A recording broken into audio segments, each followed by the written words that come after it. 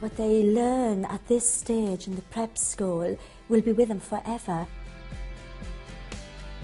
I learn best if I'm having fun. It's about the whole child. It's not just about the academic curriculum. People are very, very caring at this school. It felt right from the beginning. Right from the very start, we could notice a difference. It's about launching them into a magnificent adult life.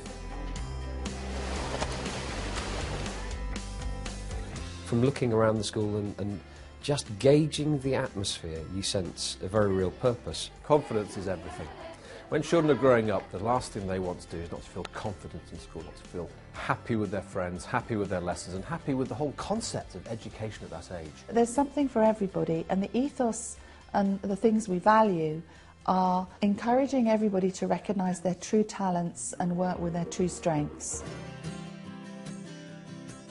In the early years of the prep school, when the children are 7 and 8 years of age, they will follow a very broad curriculum, very exciting curriculum, but they'll be essentially form-based. So they'll be spending a good amount of time with one teacher who'll have the overview of their development, both academically and pastorally. They will have modern foreign languages and actually have a specialist language teacher teaching them. They will have a specialist music teacher.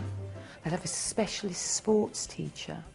So they are actually gaining so much at such a young age. They come into the school, they lack confidence, and then within a year, they're just totally different children. It was obvious to us that the sooner they started, the sooner they'd start reaping the benefit. The dedicated form teacher approach that we have in years 3 and 4 is absolutely essential, because it's there that the confidences are embedded in children.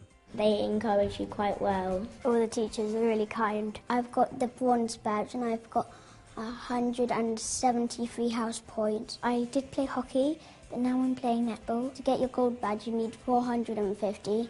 Anything like art, I really like. I got it for taking back my English book. Year 4 is slightly harder, and his pencil case had a big hole in, and my pencil case.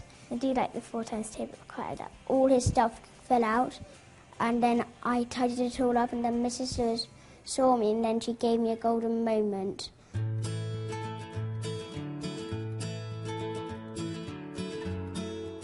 The teachers know their children.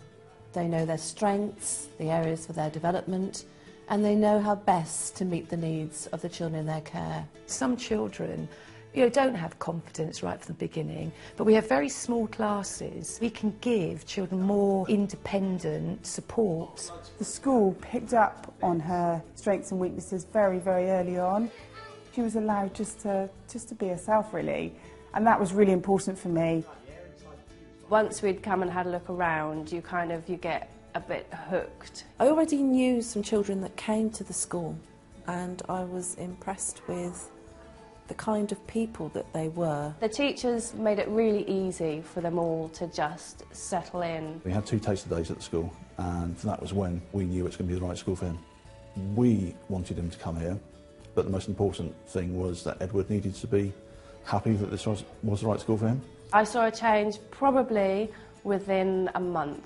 Within weeks of arriving at Taunton, they were much more confident, much more outgoing. The main thing we've seen is that he smiles at the start of the day, and he's still smiling at the end of the day when I pick him up.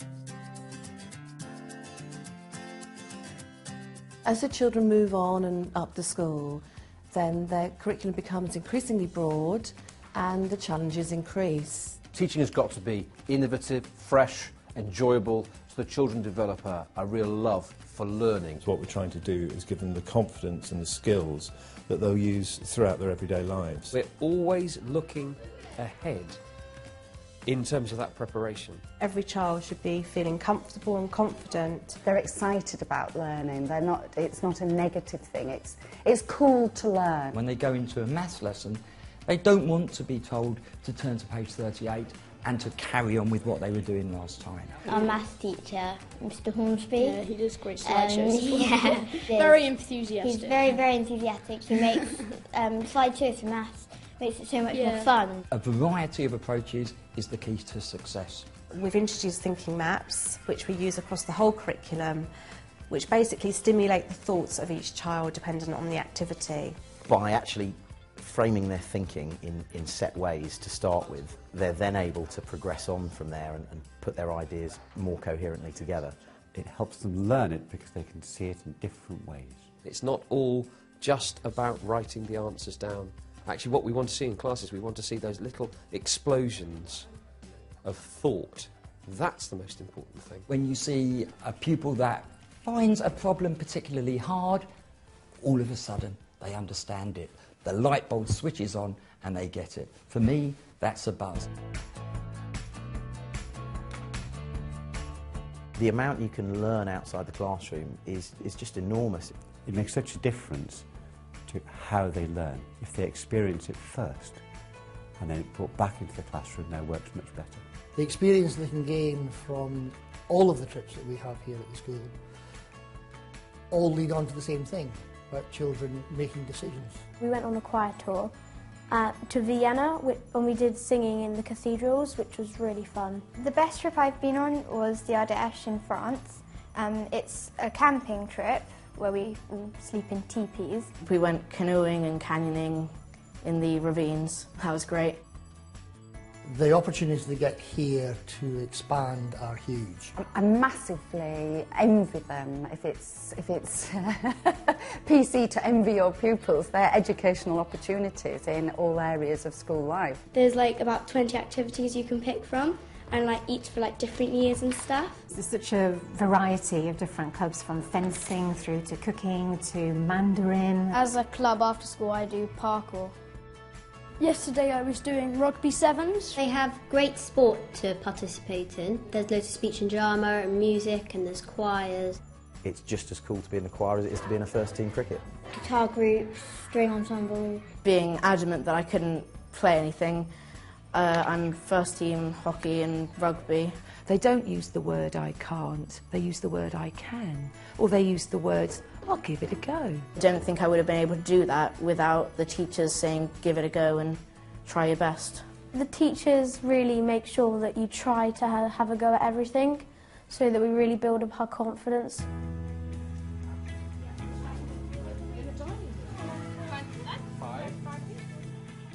We always say that a school boarding house can't replace their home, but we make it as homely as possible. We have a safe environment for them, we have acres of ground to play in, they have swimming pools, they have playgrounds, they have sports halls. The world is their oyster. Our wonderful house parents, our matrons and all the supporting tutors really get to know the children. I like it a lot because you have all your friends around with you. It's really like being in one big family, because I don't have any siblings or brothers or sisters, so it's really nice. It's like it's a giant extended family, and you know that you can rely on people. Well, I guess being a mum, you know how important it is that kids always have somebody that they can come home to at the end of the day, and as their parents aren't here, we try to fill that role as best we can. Before going to bed, sometimes Mrs. Harnett comes and we ask her all sorts of questions, and she always answers them, and there's always a joke that comes in. You wake up like at 7 and you don't have to really get up till 10 past. And you can like stay in bed for a while and get up when you have to. And better than being woken up really early. Not too pleasant. There is just something very special about providing a safe and secure environment for children. The house is lovely, but the house isn't what makes the home. It's the people within it. We can play any game we want outside and go for a swim in the evenings if we want. We've got the games room downstairs with the ping pong table and the pool table. We're going out bowling this weekend. We went ice skating. It was my first time ice skating. We went paintballing, which was really fun. The laughter and the joy that's in the house, that's the face of modern boarding. It's fun.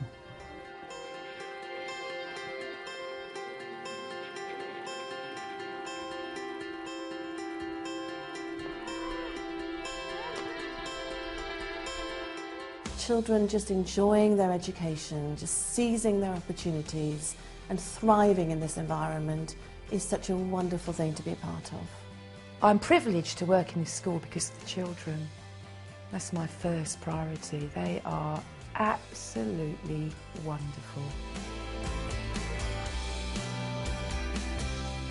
The spirit of the children in the prep school is 21st century, purposeful, ambitious, unafraid. You can see these sort of little moments in school that are pivotal for them where they suddenly get something and you think, maybe that was me.